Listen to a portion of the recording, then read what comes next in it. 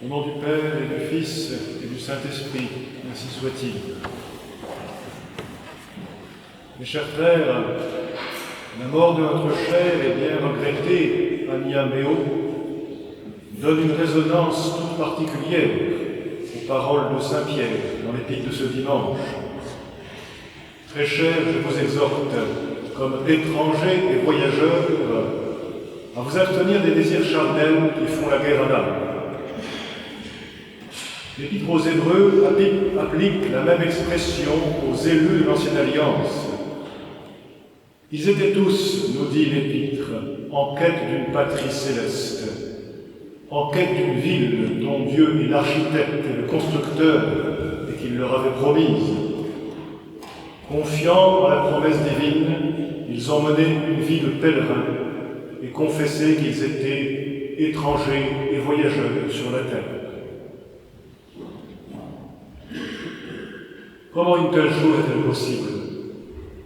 Ne sommes-nous pas des êtres nés de la terre, comme notre père Adam?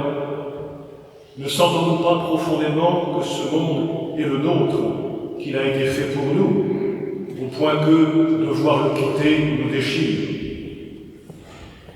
Il y a là un mystère qui, en définitive, comme tous les mystères de notre condition humaine, ne s'éclaire parfaitement qu'en Jésus-Christ.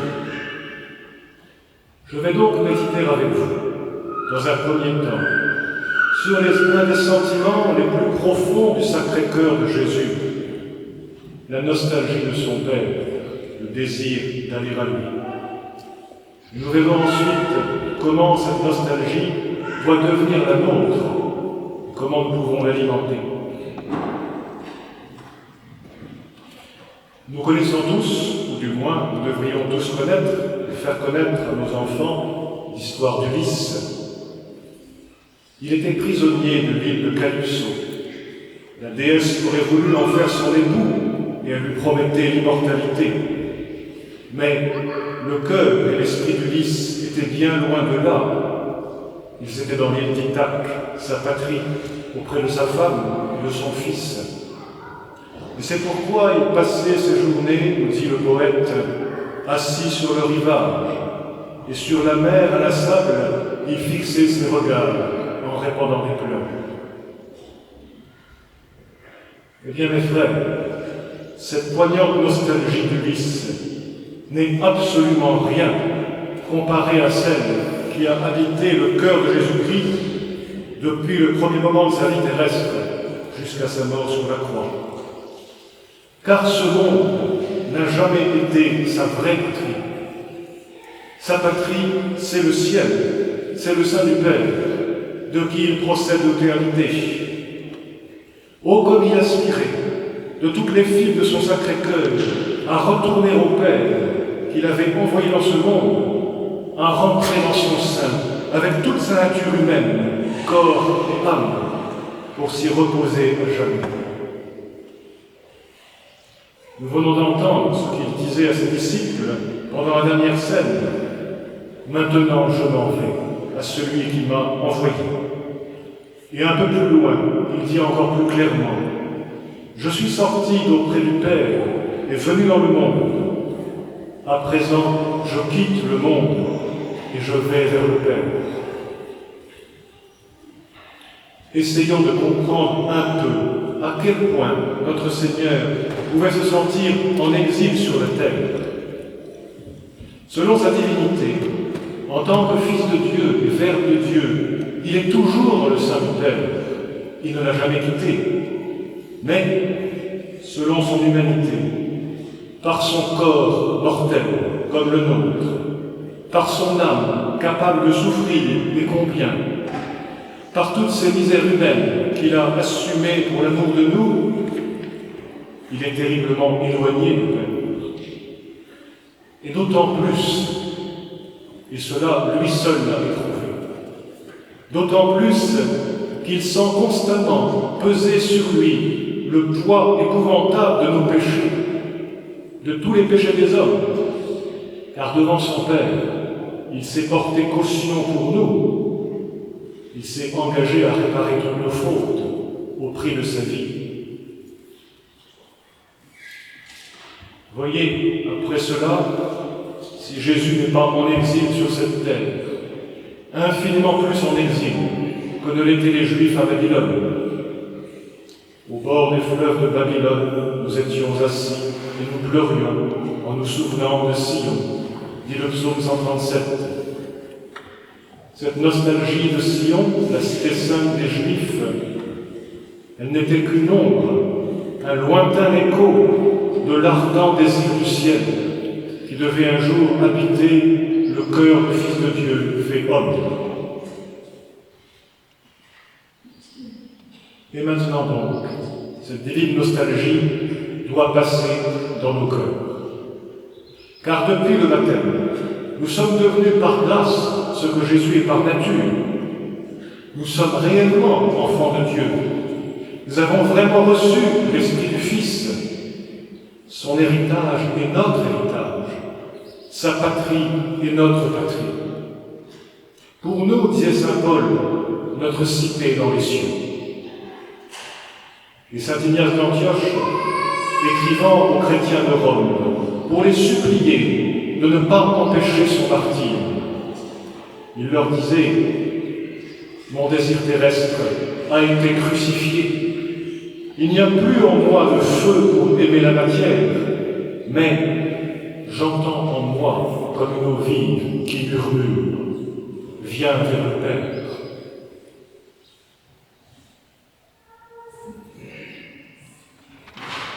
Voyons à présent de quelle façon nous pouvons entretenir et augmenter en nous la nostalgie du ciel.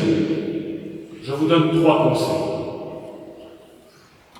Le premier conseil, c'est de demander à l'Esprit Saint le don de science, ce don par lequel il nous fait sentir intimement la vacuité des créatures, leur côté décevant, leur impuissance radicale à satisfaire le vœu de notre cœur. Vanité des vanités, a dit l'Ecclésiaste, vanité des vanités, et tout est vanité. Il y a peu d'hommes, sans doute, qui aient senti aussi vivement que l'auteur du livre de l'Ecclésiaste la disproportion entre notre cœur et ce monde. Car notre cœur est fait pour un bien infini et éternel. Et ce monde ne nous offre que des biens finis et périssables. Ne craignons pas donc de demander à l'esprit de science un peu cette sagesse austère, mais très bienfaisante.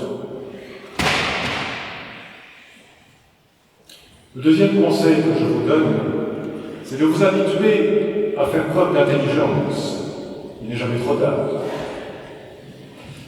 En envisageant toute chose par sa fin, plutôt que par son commencement. Le temps s'en va, madame. Le temps s'en va. Là, le temps non, mais nous en allons. Ainsi parlait Ronsard.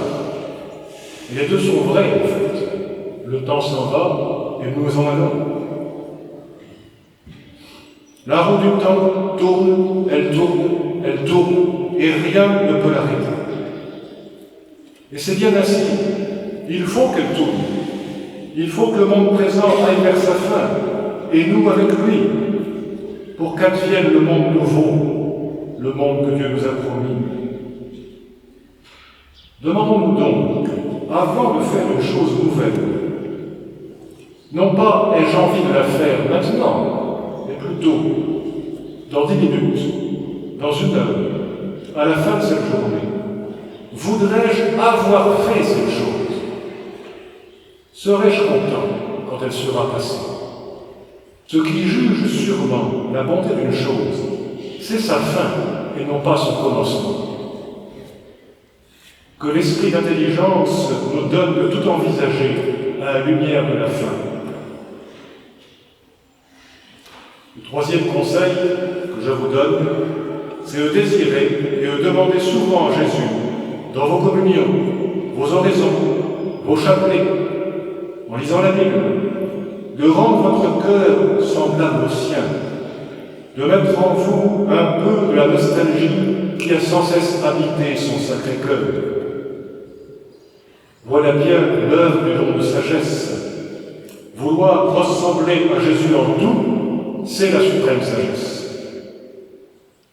Demandons donc à l'Esprit Saint, qui sera bientôt répandu sur nous à la Pentecôte, de tout sentir comme Jésus l'a senti, de désirer ce qu'il a désiré. Demandons à Marie, la médiatrice de toute grâce, que nous fêtons aujourd'hui au calendrier dominicain. Que lui demanderons-nous? Nous lui demanderons l'esprit de science pour sentir la vanité des créatures, l'esprit d'intelligence pour tout juger à la lumière de la fin, et l'esprit de sagesse pour ne vouloir que ce que veut Jésus. Au nom du Père, et du Fils, et du Saint-Esprit, ainsi soit-il.